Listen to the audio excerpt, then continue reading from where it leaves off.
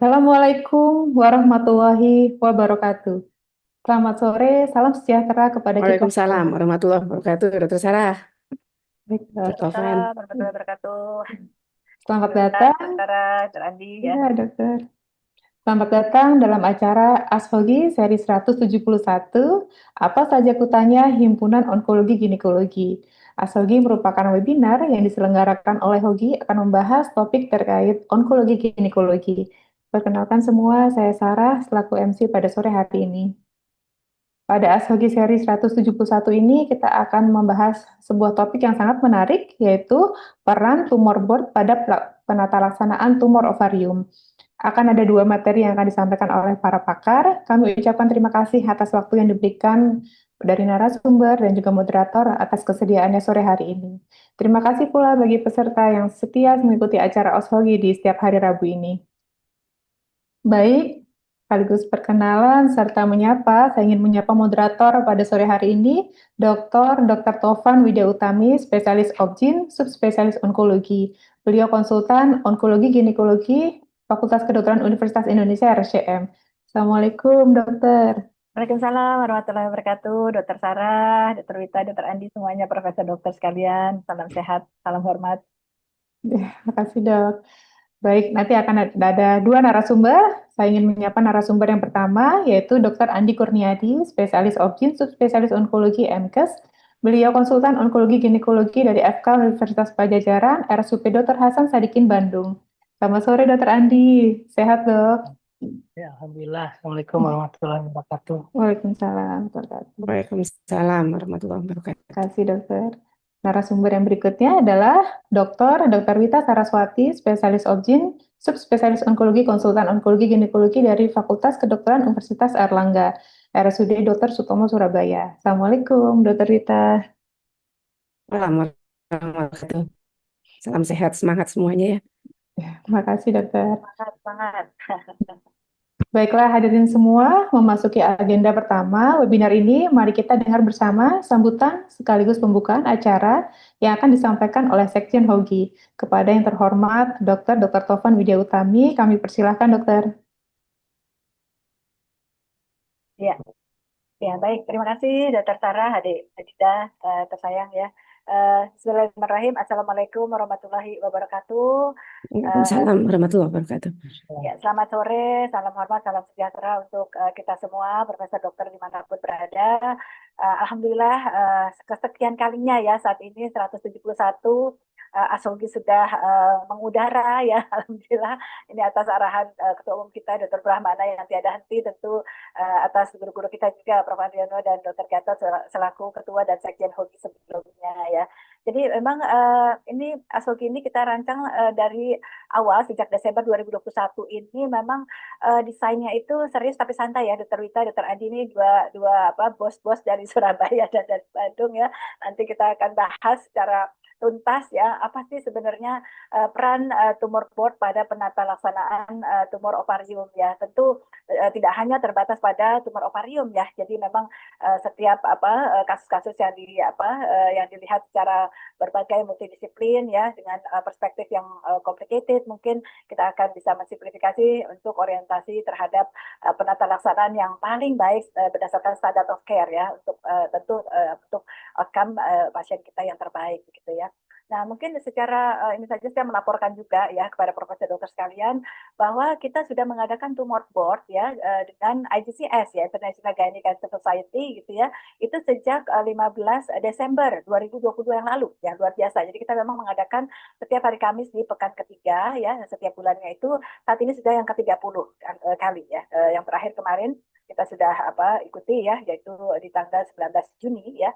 Kemudian untuk center Hogi kita juga mengadakan tiga center saat ini pendidikan Jakarta, Surabaya dan Bandung ya itu memang diadakan pada setiap hari Rabu pekan pertama ya jadi sejak tanggal 4 Januari 2023 dan ini saat ini sudah sampai pada ke-26 kalinya jadi alhamdulillah kita konsisten mudah-mudahan ini akan menjadi suatu atmosfer yang luar biasa untuk pendidikan dan juga kolaborasi antar center kita terutama dengan nasional, regional maupun internasional ya. Jadi saya rasa saya tidak berpanjang-panjang, atas nama Ketua Onkologi saat ini Dr. Brahmana, ya mudah-mudahan kita akan terus ya memberikan suatu sumbangsi kepada masyarakat tentunya, warga perempuan Indonesia ya, untuk tentu kesehatan reproduksi perempuan di Indonesia ya. Saat ini alhamdulillah saya terlaporkan 260 yang mendaftar di Dr. Wita, Dr. Andi ya, tapi memang saat ini kita lihat yang baru bergabung ada 81 orang. Kita nantikan untuk yang lain untuk bisa bergabung, tentunya sangat senang sekali untuk kita berdiskusi bersama. Baik, mungkin itu saja dari saya sebagai pendahuluan. Mohon maaf atas hal yang kurang berkenan dirasa. Ya mudah-mudahan kita senantiasa diberikan nikmat sehat ya, nikmat iman tentunya, sehingga apapun yang kita lakukan tentu akan menjadi yang terbaik yang kita bisa usahakan gitu ya. Baik, terima kasih banyak atas support selama ini. Dan tutup, wassalamualaikum warahmatullahi wabarakatuh. Waalaikumsalam warahmatullahi wabarakatuh. Terima kasih Dr. Tovan atas sambutannya sangat hangat. Baik, peserta sekalian, saatnya beranjak ke acara utama, yakni penyampaian materi oleh para narasumber. Di akhir akan ada sesi tanya jawab. Bagi peserta yang ingin berdiskusi atau bertanya, kami perkenankan untuk bertanya di kolom Q&A ataupun dapat mengklik tombol raise hand untuk bertanya secara langsung. Bagi seluruh peserta ASOGI, kami ingatkan untuk mengikuti acara hingga akhir karena absensi terhitung dari kehadiran di aplikasi Zoom. Baik, saya persilahkan kepada Dr. Tovan Widya Utami untuk memandu jalannya acara, Dokter. Ya, siap. Baik, terima kasih kembali Dr. Sarah ya. Jadi kita memang punya 2 host saat ini ya, Dr. Khairunisa yang sedang play training. Ini bosnya nih Dr. Wita ya. Dia memang kalau kesibukan diganti oleh Dr. Sarah gitu ya. Nah, mudah-mudahan nanti dari Bandung juga ada ya Dr. Andi ya untuk mereplace kalau misalkan Dr. Sarah sudah training nanti ya.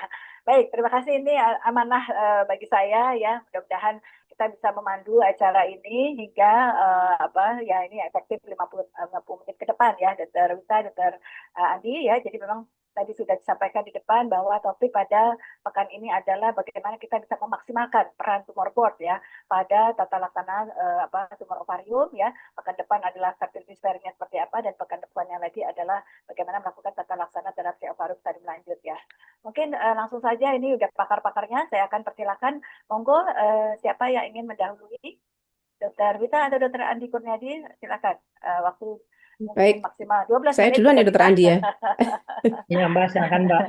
Ya, kita Ya, ngobrol ya. santai. Ini kan ngobrol santai. Topiknya topik santai. Iya. Bukan top memeras tak dan memeras keringat gitu ya Dr. Andi ya. Kita ngobrol santai aja ya. Topik santai. Terima kasih atas kesempatannya Dr. Tovan, Dr. Andi. Saya coba share ya 5 slide aja.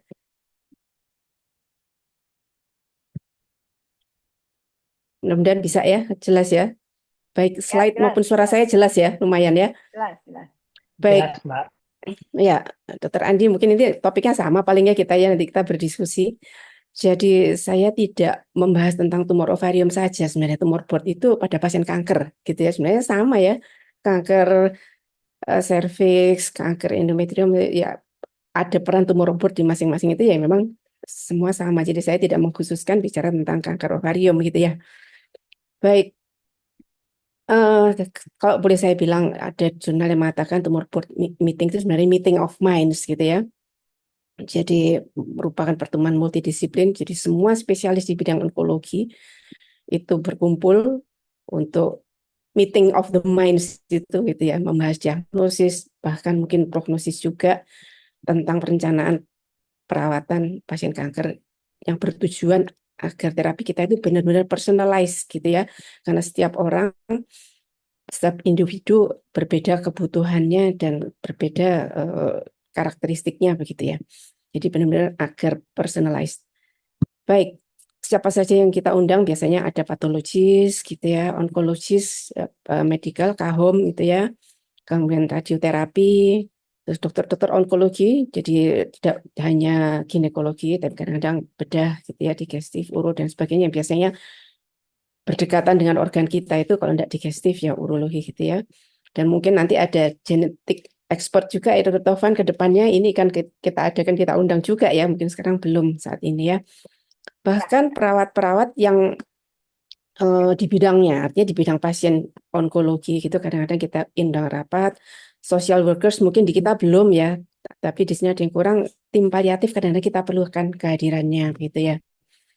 Dan adanya eh, forum Zoom ini sangat membantu. Kalau dulu kita mesti offline, ketemuan dengan yang kita undang, ini bahkan bisa lebih luas lagi. Bahkan kita IGCS itu fully online gitu ya, Dokter Tovan, Dokter Andi gitu ya, sehingga kita bisa berwawasan dengan spektrum pemikiran yang global gitu ya, bagaimana di luar sana dalam menangani pasien secara komprehensif. Di sini kita tekankan bahwa pada tumor board itu kita menghargai semua input, semua pendapat dari semua yang multidisiplin yang berbeda-beda.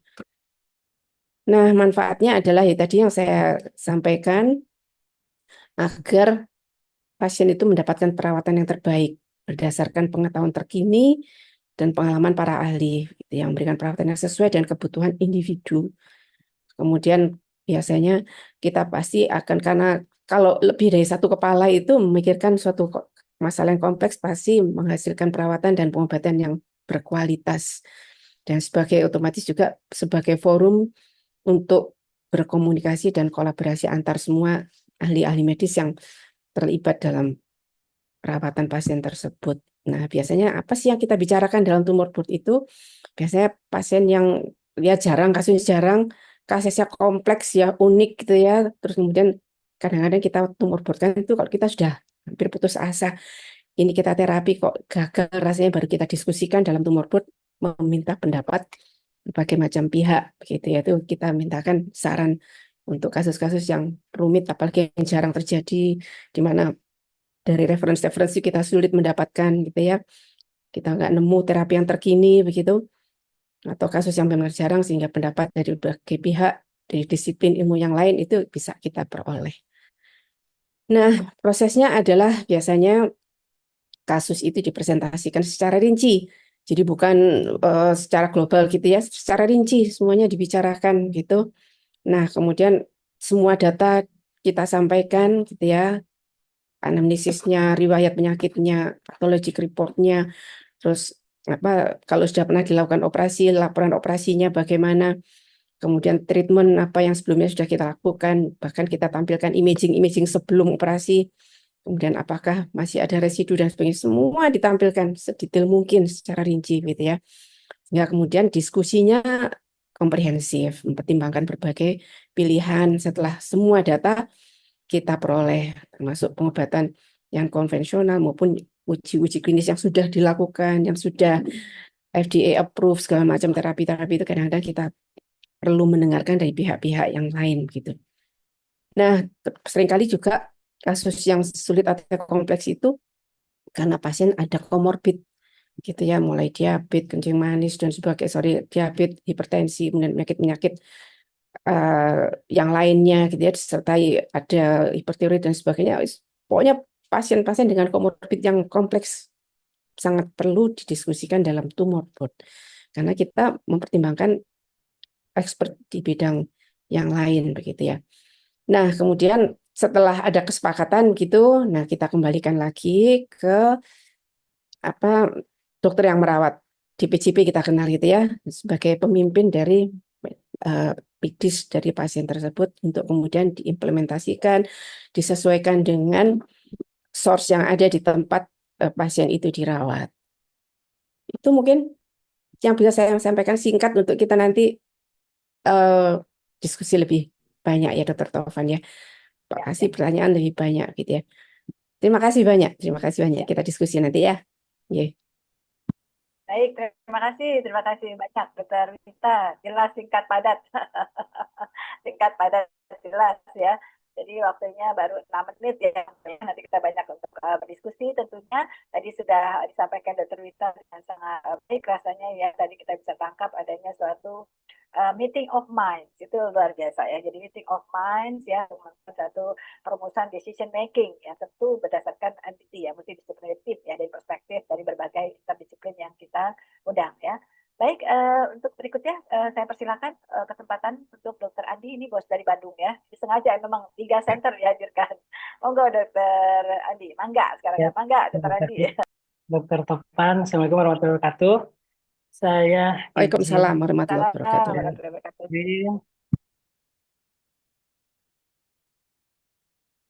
izin Sudah tampak, Dokter Tovan, Mbak Ita? Sudah Ya, jelas jelas. nih. Tinggal slideshow, Dr. Andi. Ya, perfect ya. Saya melanjutkan dari Dokter Wita tadi sudah sangat lengkap. Saya hanya akan menambahkan beberapa bahwa peran tumor board ini terutama dalam manajemen ovarian cancer. Yang pertama pentingnya tumor board, kemudian aplikasi klinis tadi sudah disampaikan. Nah, mungkin tantangan dalam implementasi tumor board yang belum disampaikan.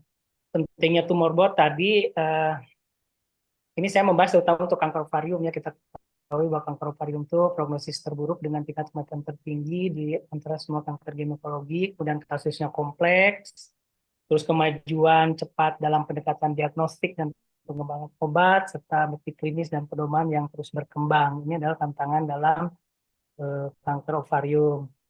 Nah, tadi Mbak Dr. Wita sudah menjelaskan bahwa tumor board itu adalah pertemuan formal, di mana spesialis yang relevan bertemu untuk membahas diagnosis dan manajemen kasus yang kompleks. Jadi ini seolah-olah tadi sudah disebutkan bahwa kalau kadang-kadang kita mentok, kadang kita perlu opini lain. Nah ini kadang disebut juga tumor board ini sebagai second opinion yang dilakukan oleh kelompok dan sebagainya. Nah, diskusi ini untuk meningkatkan kepatuhan terhadap pedoman berbasis bukti dan perawatan melalui tinjauan multidisiplin terhadap diagnosis dan perawatan. Nah, tujuan tumor board ini satu membahas diagnosis dan penyakit kompleks serta merumuskan rencana perawatan sesuai guideline. Yang kedua, meningkatkan komunikasi, koordinasi dan pengambilan keputusan antar profesional kesehatan. Nah, untuk optimalisasi pengambilan keputusan klinis, biasanya pada tumor board ini kita berdiskusi berbasis bukti, serta setelah itu dibuat suatu perencanaan tentang perawatan berupa konsensus atau kesepakatan di antara spesialis. Nah, pentingnya tumor board ini merupakan komponen fundamental dari standar perawatan untuk pasien onkologi.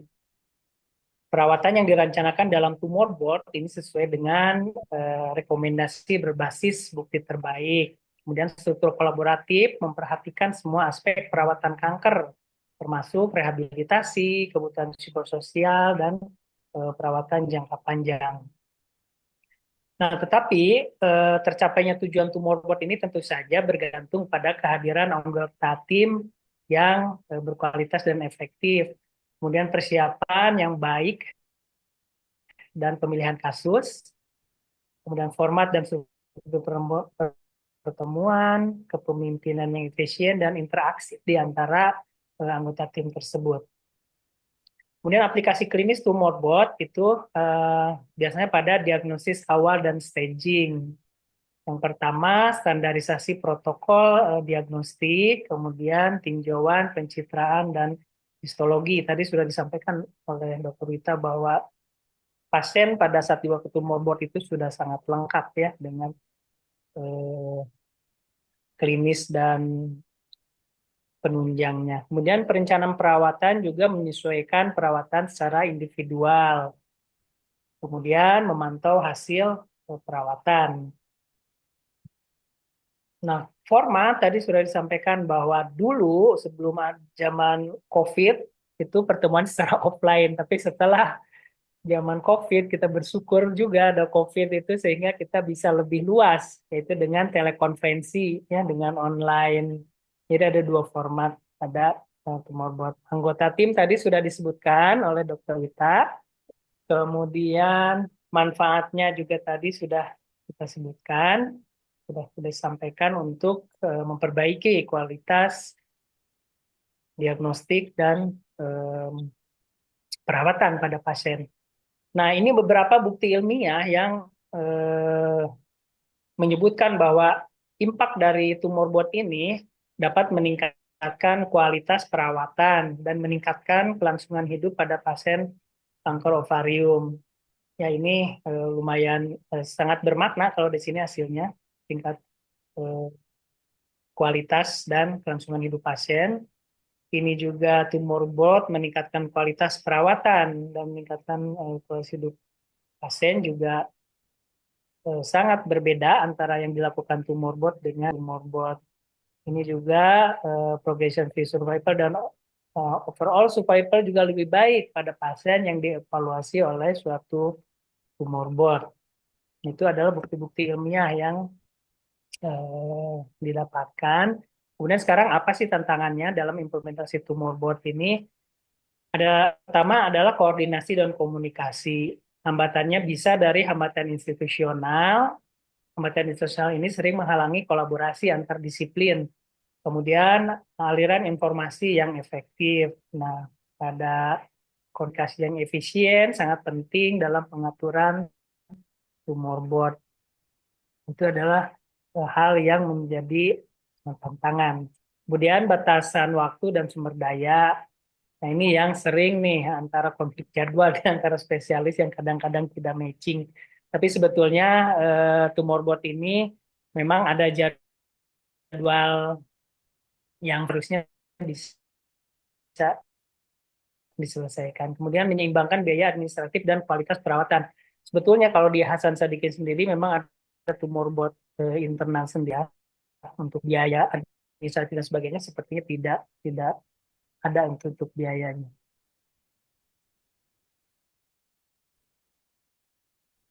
Nah, akhirnya untuk pendekatan yang optimal pada tumor board ini adalah memastikan dukungan kepemimpinan dan menjadikan tumor board sebagai fungsi institusional. Kemudian mengembangkan formulir tumor board yang standar, melibatkan peran semua spesialis yang relevan, kemudian penjadwalannya yang tetap, teratur, dan dapat diprediksi sehingga mengurangi kemungkinan bentrok jadwal antar spesialis. Yang terakhir adalah memastikan dokumen tumor board disertakan dalam catatan medis pasien. Nah, sebagai take home message bahwa tumor board ini merupakan komponen fundamental untuk meningkatkan kualitas perawatan onkologis, terutama pada kanker ovarium pada kasus ini. Yang kedua, tumor board dapat meningkatkan kualitas perawatan dan meningkatkan kelangsungan hidup pada pasien kanker ovarium. Nah, kemudian kasus-kasus kompleks sebaiknya itu yang dilakukan pembahasan pada tumor board. Mungkin itu yang bisa saya sampaikan. Terima kasih. Kalau ada pertanyaan mungkin nanti kita diskusikan. Terima kasih. Silakan, Dr. Topan.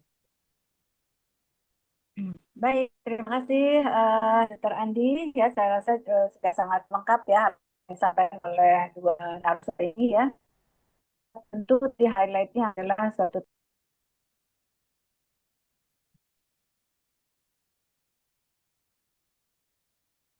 Dr. Tovan hilang. Sinyalnya kayaknya ya. Baik. Tak pikir aku yang hilang. Pikir aku yang hilang. Terlempar sepertinya dokter. Mohon izin dokter, di Q&A ada satu pertanyaan dari peserta dokter. Ya. Ya, mohon izin untuk membacakan dari Dr. Edi Pramono Wibowo. Di bawah naungan ID ada perkumpulan atau perhimpunan onkologi Indonesia. Nah, ini ingin menanyakan apakah perbedaan antara POI dengan tumor board, dokter? Dr. Andi atau saya dulu ini? Silakan, Mbak. Iya. Iya, setahu saya kalau POI itu namanya perhimpunan ya, sama seperti kita HOGI itu juga perhimpunan onkologi ginekologi. Jadi POI itu jangkauannya luas banget ya, semua onkologi seluruh Indonesia gitu ya. Dan jenis onkologinya bisa bermacam-macam dari berbagai organ, berbagai disiplin gitu ya. Nah, khusus tumor board, mungkin masing-masing punya tumor board sendiri-sendiri ya, Dokter Andi ya. Nah, ini yang mungkin penyakit dalam punya tumor board untuk home misalnya begitu, saya kurang paham. Tapi kalau di Himpunan Onkologi Ginekologi kita memang punya yang khusus membahas tumor-tumor atau kanker ginekologi, begitu ya Dokter Andi ya. Jadi lebih ruang lingkupnya memang lebih sempit, tapi diharapkan membahas tuntas secara komprehensif untuk pasien tertentu itu. Jadi kalau POI itu ya perhimpunan memang di bawah ID yang menaungi semua onkologi mulai dari mungkin bukan penanganan medis saja. Kalau ini kita ke arah penanganan medis perawatan yang terbaik gitu ya Dokter Andi ya. Kalau POI itu organisasi mungkin ya mulai dari administrasi, registrasi kankernya dan sebagainya mungkin begitu ya Dokter Andi. Silakan Dokter Andi mungkin nambahin. Ya, betul Mbak. Jadi POI itu kan perkumpulan yang keseminatan di bidang onkologi. Di situ ada ginekologi onkologi, ada kahom, ada bedah onkologi, kemudian onkologinya THT. Nah, di situ berkumpul semua memang, hanya itu kan berupa organisasi ya Mbak ya, dari Dokter Wita dan Ya, ya, jadi dia mempunyai ADART tersendiri. ya. Kalau tumor Kayak kita nggak board pakai itu ADART ya. tidak ada ADART, dan biasanya tumor board itu ada di institusi, misalnya di Rumah Sakit Hasan Sadikin gitu. Di situ juga Ya, nanti yang grupnya mirip POI ada semua gitu, hanya memang bentuknya bukan untuk itu. Dan di POI sendiri biasanya tidak membahas kasus-kasus seperti yang di rumah sakit, di tumor board gitu. Jadi tumor board emang khusus untuk pembahasan kasus-kasus secara multidisiplin. Tapi Pak, kalau pada POI itu hanya organisasi yang keseminatan. Jadi belum tentu di situ ada kasus kemudian dibahas bareng-bareng, itu belum belum tentu. Tapi kalau pada tumor board memang khusus dibuat untuk untuk penanganan, terutama penanganan pasien, dan biasanya di rumah sakit ya Dokter Wita ya, rumah sakit ya. ini, dan anggotanya ya anggota dokter-dokter yang ada di rumah sakit tersebut. Itu yang saya tahu. Terima kasih. Ya, ya, rasanya itu ya Dokter Andi ya. Jadi kalau tumor board itu aktivitas ya, aktivitas kayak meeting-meeting gitu yang memang membahas pasien yang khusus yang sedang dalam perawatan atau memang kita punya kasus, bukan bukan kalau POI rasanya ke arah kebijakan gitu ya, kebijakan nasional yang akan diambil misalnya terkait vaksinasi dan sebagainya. Tapi kalau tumor board lebih ke aktivitas untuk membahas secara komprehensif pasien yang sedang kita rawat atau kita kita memberikan perawatan gitu ya Dokter Andi ya. Ya. Halo, Dokter Wita, Dokter Andi, mohon maaf. Halo, habis ngilang ya, habis ngilang. Terlempar. Ini salah satu kendala tumor board. Ya, ya, ini fakta penting. Ini anu ya, real Networking. ya, Ya, real ya. network. Sinyal. Itu tadi ditambahkan satu ya, Dokter Andi ya, sinyalnya. Sinyalnya betul, betul. Ya, Baik. Mohon maaf. ya, mungkin Lanjut, Dokter Dokter Taufan. Wita tadi Ya, sudah. mungkin tumor board tadi kalau misalnya Ya. daerah kan ini kita tumor board itu kalau bisa semua kasus-kasus kanker yang itu dari pelosok pun kalau mau didiskusikan dalam tumor board itu sangat terbuka kan dengan adanya tumor board secara online ini kan. Sangat, betul. Jadi dari rumah sakit manapun kalau mau menitipkan kasusnya untuk didiskusikan bareng-bareng sangat mungkin. Tapi tadi itu sinyalnya itu tadi ya. Oh iya, luar biasa. Betul. Ya, ya. Ya, variasi kasus itu memperkaya, betul, Termita ya. Jadi tadi mungkin kalau memang sudah didiskusikan, alhamdulillah. Tapi mohon maaf kalau ternyata diulang lagi karena saya terlempar. Untung saya tidak cedera apapun nih. Terlempar tidak cedera apapun dia. Ya, jadi kalau kita lihat tumor board itu sepertinya sepele ya, Dokter Wita, Dokter Andi ya. Tapi ternyata itu dalam sekali. Ternyata dalam satu ESGO Quality Indicators ya. Jadi memang untuk menentukan akreditasi nih, ESGO sudah ESGO itu European Society ya, Gynecologist ya. Jadi memang sudah menentukan satu kriteria untuk menentukan suatu center itu terakredited atau tidak gitu ya.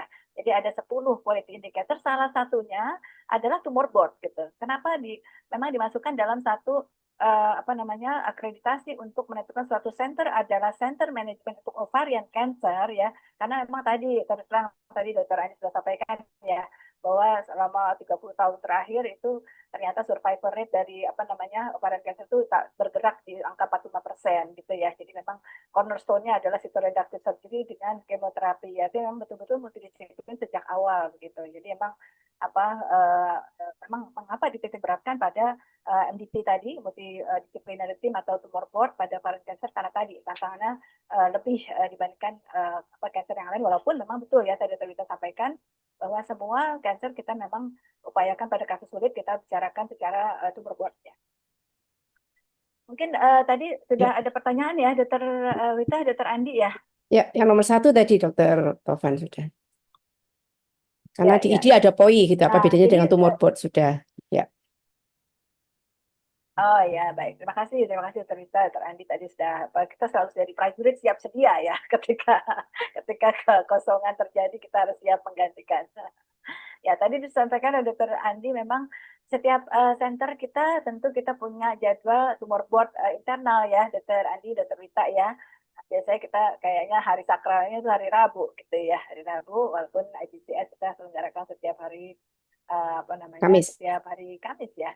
Gitu. Kamis minggu ketiga ya. Jadi kita upayakan kita upayakan kasus-kasus yang dibicarakan juga memang yang diharapkan kita bisa minta insight ya dari negara maju bagaimana penata laksana berdasarkan standard of care dari situasi yang memang high resource atau ideal setting gitu ya. Gimana kalau untuk tumor board di Surabaya gimana Dokter Rita sekarang apa atmosfernya dari sejarah awalnya?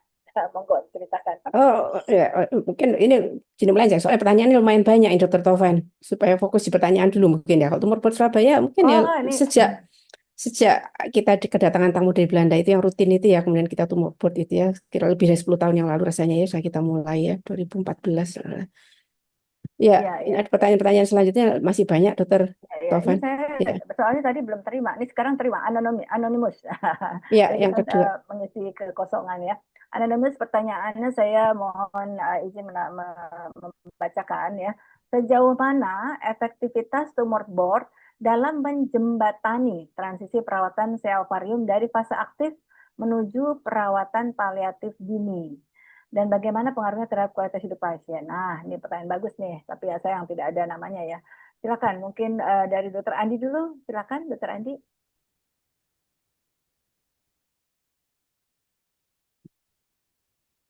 Belum dibuka? Mute. Ya. Nah, ini pertanyaannya sangat baik ya dan sangat sulit juga untuk dijawab. Ya, jadi peran tumor board dari awal sudah disampaikan bahwa memang dimulai dari diagnosis, kemudian perencanaan perawatan. Nah, dari situ saja sudah diputuskan mungkin secara multidisiplin, sudah bersama-sama. Mulai dari diagnosisnya, PA-nya kadang-kadang kalau meragukan itu ditinjau ulang, dilakukan pemeriksaan IHK. Jadi diagnosis ini betul-betul ditegakkan pada multidisiplin itu secara presisi. Jadi betul-betul kita harus mendapatkan diagnosis yang tepat. Kemudian termasuk perawatannya juga, karena perawatan berikutnya sangat tergantung dari diagnosis penyakit tersebut. Sehingga dengan hal-hal tersebut, maka jelas untuk tumor board dibandingkan dengan pemikiran kita sendiri, misalnya kita melakukan diagnosis kadang-kadang, kalau misalnya sudah ada diagnosis, di apa namanya di diferensial diagnosis misalnya hasil biopsi lah, itu kadang-kadang ada minta IHK. Nah, kadang-kadang kalau tidak di tumor board kan kadang-kadang itu ada dikerjakan, ada juga tidak gitu kadang-kadang ya. Karena apa? Karena sebetulnya tindakannya hampir mirip gitu. Nah, dari situ saja mungkin akan sangat berpengaruh untuk penanganan berikutnya terhadap pasien. Dan penanganan yang presisi atau personalized tentu saja akan menghasilkan outcome yang baik, outcome yang lebih baik dibandingkan dengan pemikiran sendiri. Jadi mungkin itu Dokter Topan, kalau misalnya perubahan aktif ke paliatif, yang kita tahu, yang paliatif sekarang yang terbaru itu kan memang paliatif itu kita kerjakan sejak pasien itu didiagnosis, hanya mungkin paliatifnya berbeda antara paliatif perawatan yang end life dengan yang memang masih bisa kita treatment treatment terapeutik. Nah, itu sebetulnya untuk paliatif sendiri itu ya mungkin kalau kita bahas panjang sekali itu ya. Sudah mulai itu dari penanganan. Jadi kapan shiftnya? Ya tentu saja kalau pada ovarium karena sifatnya itu dia kadang-kadang rekurensinya sering. Nah, kita akan menentukan eh, apa namanya peralihannya dari terapi yang paliatif yang minimal misalnya menjadi paliatif and care itu di dalam tumor board tersebut. Mungkin itu dari saya, Dokter Stefan. Tambahan. Ya, baik, setuju, sepakat Dokter Andi. Monggo Dokter Rita untuk menambahkan. Ya, justru dalam tumor board itu kita mendapat banyak masukan ya. Jadi pasien yang sudah semula kita terapi kuratif gitu ya, yang kita berharap dari awal itu kuratif. Bahkan sudah ada metastasis pun kita masih berharap kuratif begitu kan. Tapi dengan terapi yang sudah kita rasakan maksimal kita berikan kemudian terapi tidak menyenangkan, sehingga kita dengan berat hati menyatakan hanya do something atau do nothing, itu kadang-kadang perlu tumor board untuk memutuskan bersama. Di situ perannya, sehingga kita tidak mati-matian memaksakan terapi yang sebenarnya sudah taraf paliatif dan sebenarnya sudah tidak bisa diapa-apakan juga gitu ya. Dengan diskusi bersama dalam tumor board itu, pikiran kita jadi terbuka. Ya, ini waktunya kita menyerah, kadang-kadang begitu kan.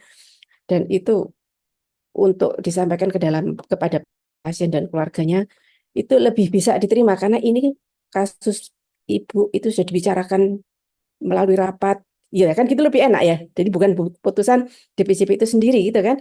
Sudah diputuskan dalam rapat bahwa memang semua terapi sudah kita berikan sehingga kita mungkin sudah pada saatnya untuk menghadapi itu ya tadi end of life misalnya begitu ya kalau memang benar-benar end of life. Tapi perawatan paliatif tetap penting karena itu bertujuan untuk meningkatkan kualitas hidup pasien sehingga do something-nya sampai sejauh mana itu melalui tumor board kadang-kadang lebih bisa kita memberikan optimisme untuk supaya kualitas hidup lebih baik walaupun memang end of life.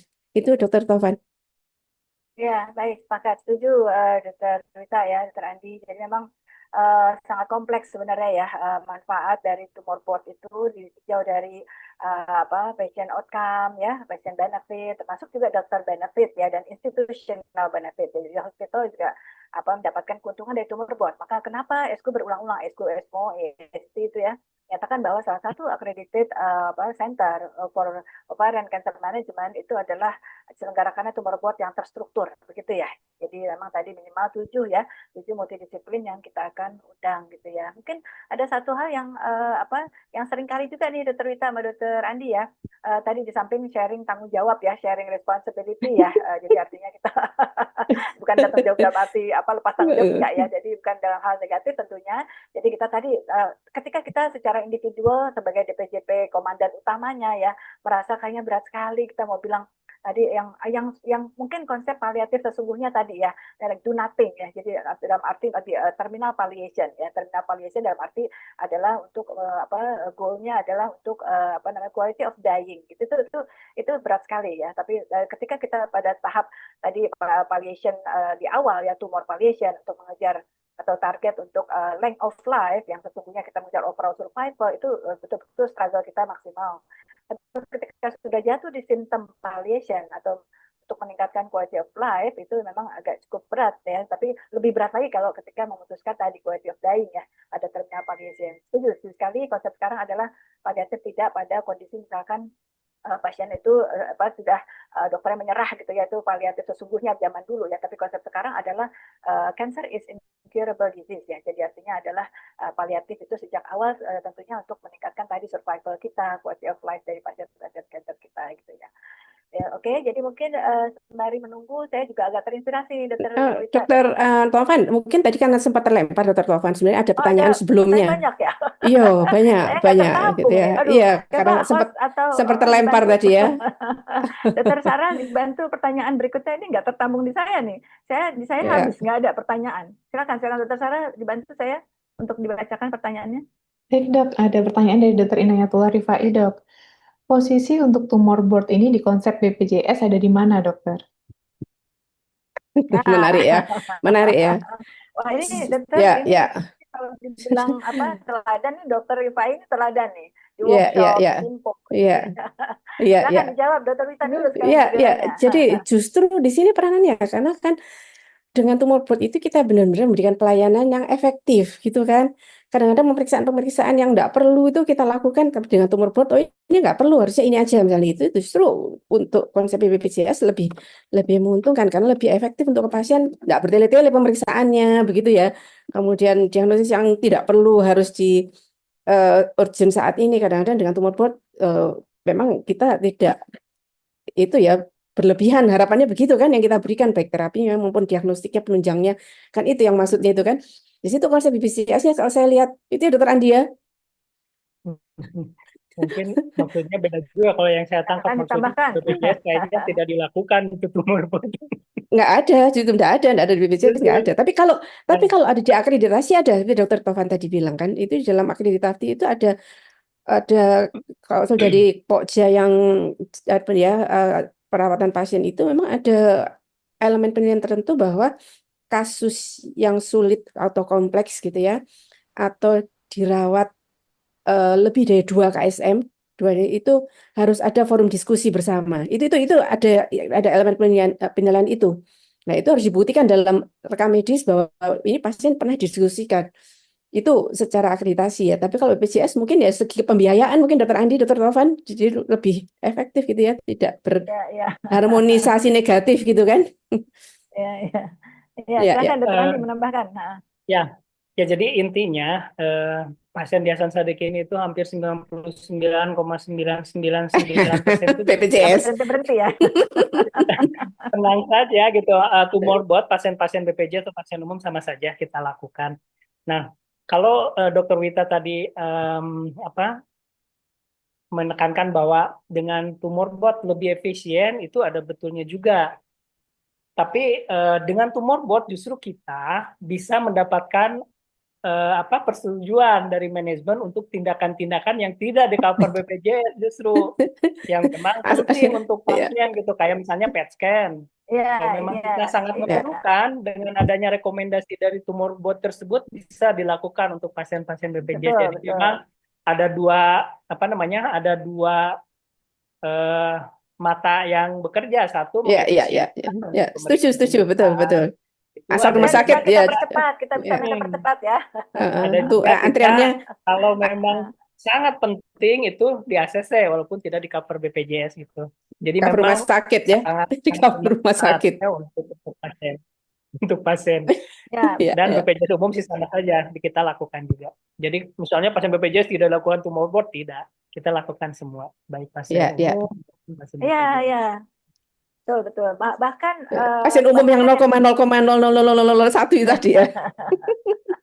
ya, ya. Habis 100% maksudnya Ya. Dokter Wita. Iya, ya.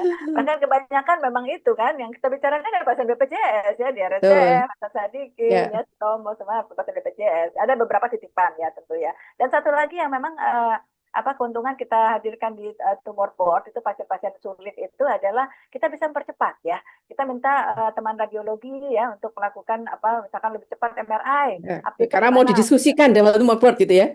Iya, karena sudah ini prioritas, pasien high priority gitu kan. Udah kalau udah dicekrek tanpa tumor report itu udah nggak ada yang bisa lawan. Bahkan corporate pun ini ya menyerah.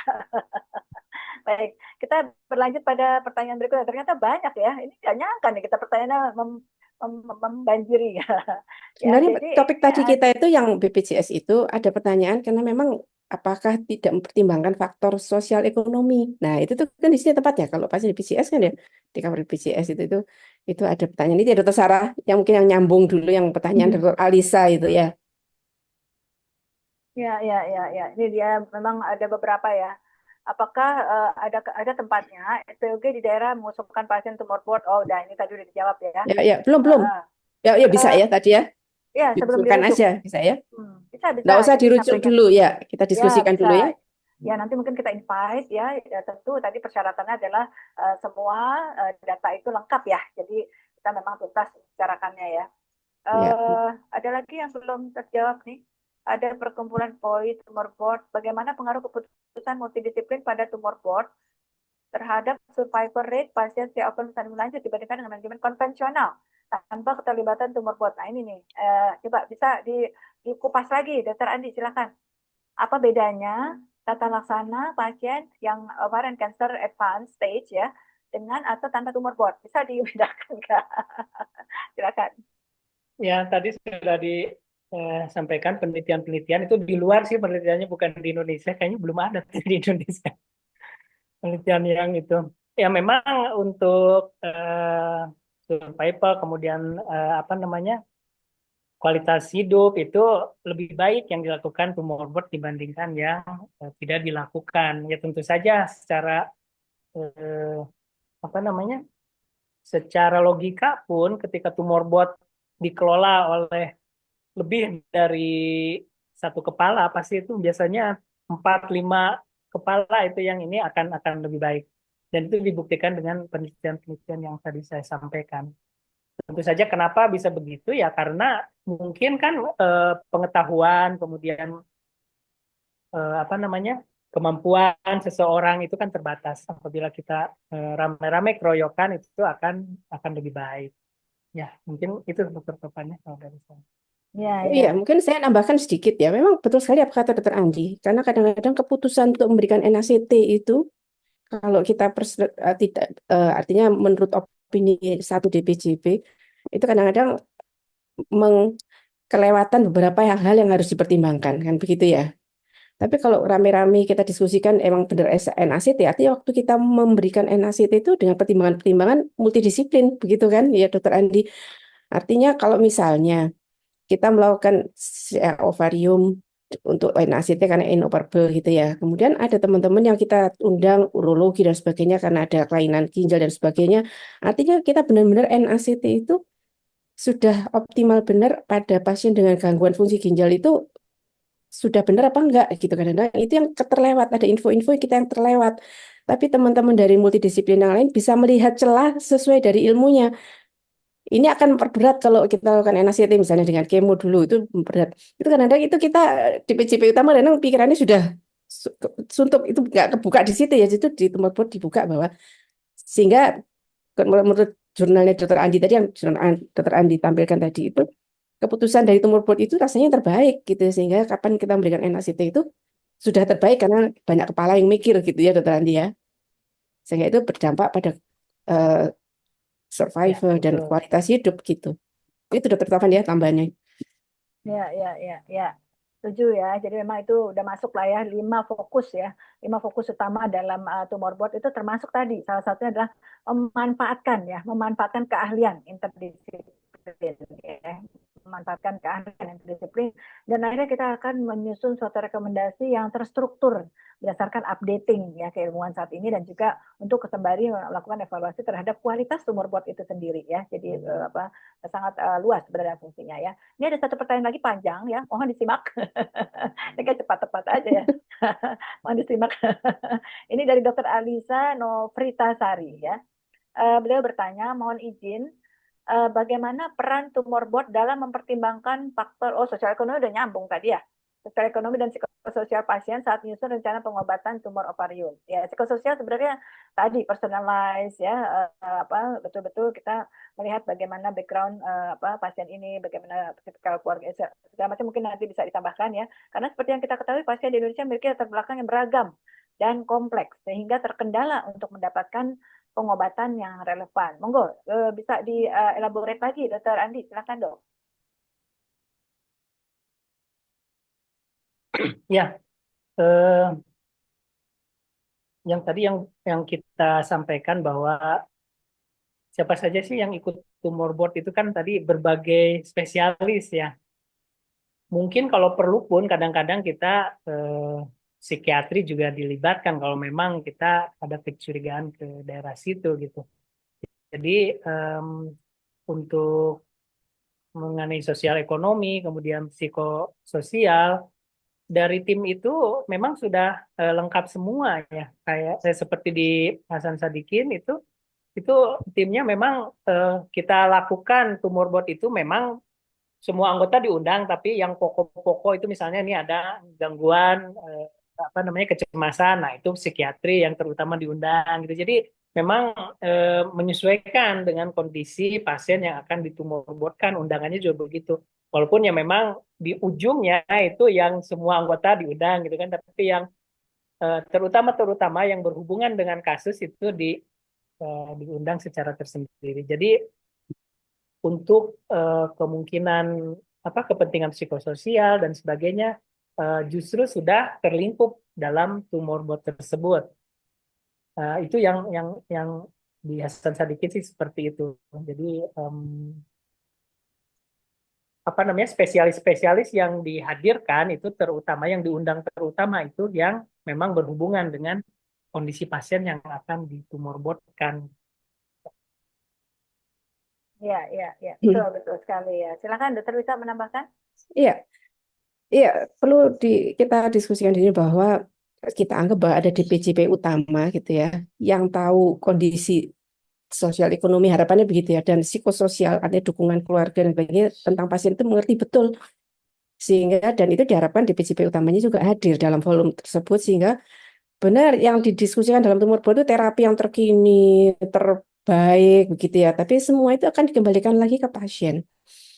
Apa yang dipilih oleh pasien itu merupakan hak prioritas haknya dia gitu kan, pasien memilih apa, bahkan pasien tidak mau diterapi apa-apa gitu, itu haknya pasien dan itu kita anggap bahwa di PCP utama yang tahu kondisi pasien itu yang bagaimana, jadi itu bisa teratasi sehingga tidak harus bahwa terapi yang kita berikan tuh benar-benar terbaik relevan karena nggak relevan gitu karena ya ini kan tadi Ya, kan di daerah pasiennya dari daerah dengan latar belakang yang malah radioterapinya enggak ada gitu ya, terus terapi-terapi yang canggih enggak ada, terus pasien enggak mau dikirim, terus itu gimana gitu kan, itu DPJP utama yang lebih mengerti luar dalamnya pasien, kita menganggap begitu ya Dokter Taufan, Dokter Andi ya, ya. ya, Ya, betul, ya betul itu. sekali ya. Kita selalu menyesuaikan ya di antara beberapa resource yang kita miliki, high resource ya, atau low resource. Dari high resource atau dari low resource, itu kita bisa menyesuaikan ya. Ini ada pertanyaan lagi yang masuk, menarik sekali ya, dari Dr. Muhammad Reza Erlangga.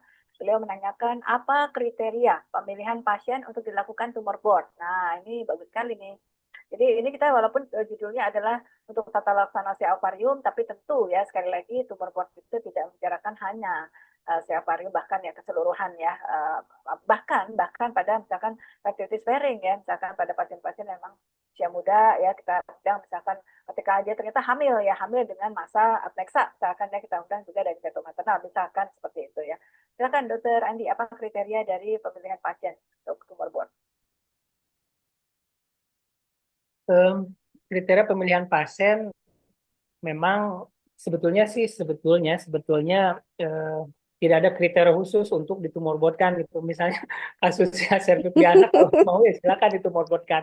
Nah hanya saja Iya, iya. memang kadang-kadang tumor board itu karena tadi Dokter Wita sampaikan nih DPJP-nya udah sepaneng Iya, iya, iya. berkelayangan nah baru. Jadi Yang nggak bisa biasanya mikir. kasus-kasus yang complicated ya, Iya, iya. misalnya saya ovarium dengan paraneoplastik sindrom atau sudah metastasis ke mana-mana gitu untuk Ya, ya, ya. ini ya itu biasanya ya jadi batasannya ya agak sulit juga kalau kita menyampaikan yang kayak yang seperti apa. Hanya yang kompleks itu yang memerlukan mungkin kerjasama dengan bagian-bagian lain. Nah itu yang Ya. seringnya ditumbuhkan. Tapi kasus simpel pun kalau mau ya tidak dilarang juga. Ya, Iya, tidak iya, ada iya, batasan iya. absolut ya. Setuju, setuju. Ya, Betul, betul. Iya, iya. yang yang paling utama itu yang kompleks. Ya, ya, ya, ya. Setiap kasus itu akan sangat bisa menginspirasi ya. Betul, Ya, betul ya. ya. Setuju, setuju, Dokter Andi. Ya, silakan, Dokter Rita. Nggak, Ya, dia ya, rasanya betul. merumuskan kriteria khusus. Iya, ada kriteria memang kasusnya jarang, kasusnya kompleks gitu ya. Terus memakan biaya perawatan yang besar misalnya gitu, DPJP sudah judek gitu ya, sudah nggak bisa mikir. Tapi eh, tiap orang beda-beda persepsi ya. Kadang-kadang kita menganggap itu kompleks, ternyata setelah ditumorborkan, lah ternyata cuma gitu aja gitu kan. Kadang-kadang artinya nggak ada kriteria, silahkan bebas. Kalau merasa bahwa perlu didiskusikan bersama-sama, kadang-kadang penyelesaiannya simpel banget, memangnya begitu ya, dan itu sangat membantu untuk pasien juga. Dan kita juga ada insight, oh iya ternyata lain kali kalau ada kasus gini kita sudah bisa tahu gitu ya.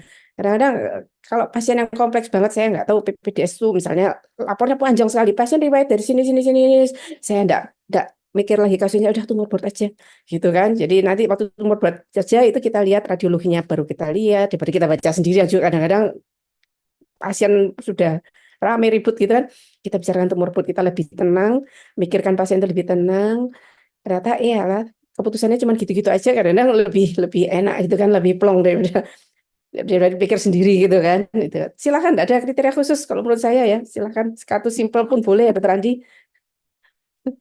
Ya, ya, ya, baik, baik, ya, Ya, setuju ya. ya. Jadi memang kita dari tiga sentra pendidikan saat ini di onkologi mungkin nanti akan menyusul ya. Saya nggak sebut semuanya ya. Tapi akan menyusul mungkin UGM ya, Jogja, kemudian Padang ya, Palembang ya, nanti juga Medan, Makassar juga akan menyusul ya. Memang tidak ada kriteria khusus ya untuk tumor board, tapi memang tadi sampaikan bahwa hal-hal yang kita prioritaskan ya sangat-sangat menantang, challenging, ini bisa kita perjuangkan ya kalau bisa cepat ya, multidisipliner tim ya untuk menurunkan mobilitas dan juga memberikan inspirasi pendidikan dan seterusnya ya. Tapi tidak tertutup tadi kalau misalkan emang ada yang memberikan insight untuk perspektif dari evidence terbaru itu bisa juga kita sampaikan pada tumor board ya. Mungkin sedikit untuk menutup, ini masih ada 3 menit tersisa ya. Ada contoh kali ya, contoh konkret ya, contoh real real case di Bandung atau di Surabaya ya, yang kayaknya sih sepele ya, bukan sepele sih ya, maksudnya bukan yang tidak terlalu complicated gitu, tapi ternyata dibicarakan tumor board. Coba bisa berikan contohnya ya, Dr. Andi dulu mungkin ya. Ya kalau saya mengikuti selama ini ya yang di IGCS maupun yang di Tiga Center itu selalu yang kitanya udah hampir nyerah ya dokter tampaknya. Terminal Belum pernah di sih ujung. memang yang memang simple gitu kita ini ya gitu. Jadi selama ini sih yang itu ya rata-rata complicated memang. Saya belum belum belum perasaan belum ada yang ini gitu ya. Yang apa namanya? Yang simple-simple gitu. Mungkin ada kemarin tuh yang terakhir tuh yang apa ya kalau tidak salah setelah incomplete staging yang baru karena kekhususan dari histopatologinya saja kemarin di tumor board kan pilihannya apa gitu. Nah mungkin itu sedikit lebih simpel sebetulnya, tidak complicated yang masanya kemana ke situ ke sini gitu probable atau tidak. Nah, kemarin itu ada satu tuh kalau tidak salah post incomplete surgical staging yang dari mana ya dari Surabaya apa dari UI ya yang struma itu. Nah, itu lebih simpel sebetulnya kan karena pos operasi sebelumnya karena hasil patologinya saja. Mungkin itu salah satu contoh yang simpel, yang tidak terlalu complicated. Ya, yang akhirnya semuanya menyatakan follow up ya. Ya, Satu ya, ya. persen. Ya, ya, ya. Silakan Dr. Rita. Ya, yang paling sering itu tumor board itu memang cell ovarium ya, paling sering karena ya itu tadi kadang hasil tumor marker kemudian imagingnya itu serem gitu ya, serem seolah-olah ini tidak bisa diapa-apakan ini kali gitu ya. Beberapa kali di Surabaya itu karena kiriman imaging dari luar sehingga kita memerlukan forum di tumor board itu untuk dibaca ulang second opinion gitu ya, imagingnya, PA-nya gitu beberapa kali setelah dibaca ulang ternyata oh nggak seserem itu kok gitu ya, CT scan-nya ternyata yang dibilang tadi itu ada massa yang irreguler berbatas tidak tegas dengan bawel misalnya begitu, seolah kita wah ini operasinya bakal berdarah-darah begitu ya, sehingga dengan kita second opinion kita diskusikan bersama kemudian putuskan oh ya ini sih surgery gitu kan, ini sih surgery gitu, dan ternyata memang operasinya seringkali kalau hasilnya di review ternyata memang operable, biasanya sih memang kemudian operable gitu ya, karena perlu second opinion itu. Jadi kadang-kadang perlu juga yang sering juga untuk memutuskan apakah ini surgery atau core biopsi atau open biopsi saja, itu ya Dokter Taufan sering juga itu. Ya, Karena ya. karena imagingnya itu tidak bilang apa-apa, tapi ini VT-nya pemeriksaannya fix ini gitu kan. Jadi tapi kita mau usul core biopsi kok imagingnya bilang seolah-olah nggak ada apa-apa. Kita bicarakan itu tumor board ternyata memang inoperable. Jadi itu paling sering memang cell ovarium. Memang di situ anunya ya, seninya itu ya di situ. Ya, Itu aja. Kalau di Surabaya seringnya paling kasus ovarium, Dokter Taufan, ya, ya. untuk di tumor board kan itu. Ya, ya, Ya, baik. Ya, ini kalau diterusin kayaknya nggak habis-habis ya, besok pagi. ya, Ya, ya. terima kasih insight-nya, luar biasa insightful and colorful sekali ya untuk pembahasan ini. Tadinya saya nggak menyangka ya, keren ini adalah topik yang rasanya membosankan, tapi ternyata membanjiri pertanyaan dari Bapak Ibu sekalian ya, Profesor Dokter sekalian ya. Ini sudah pukul 4.31, 1 menit sudah terlewat sebenarnya ya. Cuma nanti mungkin akan diingatkan oleh host ya bahwa kita akan mengadakan Inasmith yang keempat ya. Alhamdulillah ini Dr. Andi sebagai hostnya ya untuk di Bandung nanti. Nanti ada pengumuman di Master Pine Bandung ya. Silakan Bapak Ibu sekalian catat tanggalnya ya. Mudah-mudahan kita bisa mengupas apapun yang jadi permasalahan Profesor Dokter sekalian di lapangan ya, sehingga menjadi kebaikan untuk pasien yang kita tata laksana. Ya, saya sebagai moderator di sini mengaturkan apresiasi yang sangat tinggi ya kepada narasumber yang luar biasa di sini, Dr. Wita, Dr. Andi, Sehat selalu Dokter Wita, Dokter Andi. Amin, amin, Allah amin, dan selalu mendapatkan ridho kasih yang Allah yang berlimpah barokah selalu ya. amin. Dan apa yang kita diskusikan ini bermanfaat. Saya tidak akan mengulang lagi apa yang menjadi kesimpulan dari topik ini. Mudah-mudahan profesor dokter sekalian bisa memanfaatkan diskusi ini untuk kenyataan di praktek klinis sehari-hari. Lebih kurangnya kami mohon maaf. Wassalamualaikum warahmatullahi wabarakatuh. Saya kembalikan kepada Dokter Sarah. Silakan. Waalaikumsalam warahmatullahi wabarakatuh. Waalaikumsalam warahmatullahi wabarakatuh. Terima kasih saya ucapkan kepada moderator Dr. Tovan dan kedua pembicara kita, Dr. Andi serta Dr. Wita, atas pemaparannya yang sangat detail, aplikatif. Semoga ilmu yang kita dapat kita aplikasikan dalam layanan terhadap pasien sehari-hari. Baik, dengan berakhirnya sesi diskusi, maka berakhir pula ASHOGI seri 171. Saya ingin mengingatkan bagi semua peserta untuk menyelesaikan pembelajaran di akun Pelataran Sehat sampai batas akhir di hari Jumat. Bagi yang terlewat atau ingin mengulang kembali diskusi, maka dapat diakses di akun YouTube ASHOGI. Terima kasih kepada seluruh peserta, partisipan. Di sini ada para guru besar, konsultan, serta dokter spesialis atas kehadirannya sampai di akhir acara. Terima kasih. Baik, jangan lewatkan ASHOGI pekan depan, Rabu pekan depan, yaitu seri 172.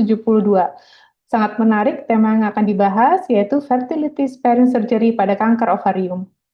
Mewakili panitia, kami mohon maaf atas kekurangan selama berlangsungnya acara. Maka dengan berakhir ini saya tutup acara ASHOGI 171. Salam sehat buat kita semua. Wassalamualaikum warahmatullahi wabarakatuh. Waalaikumsalam. Waalaikumsalam warahmatullahi wabarakatuh. Salam sehat Dr. Tovan, Dr. Andi. Dr. Sarah, sukses ya. Terima kasih, dokter. Terima kasih. Terima kasih.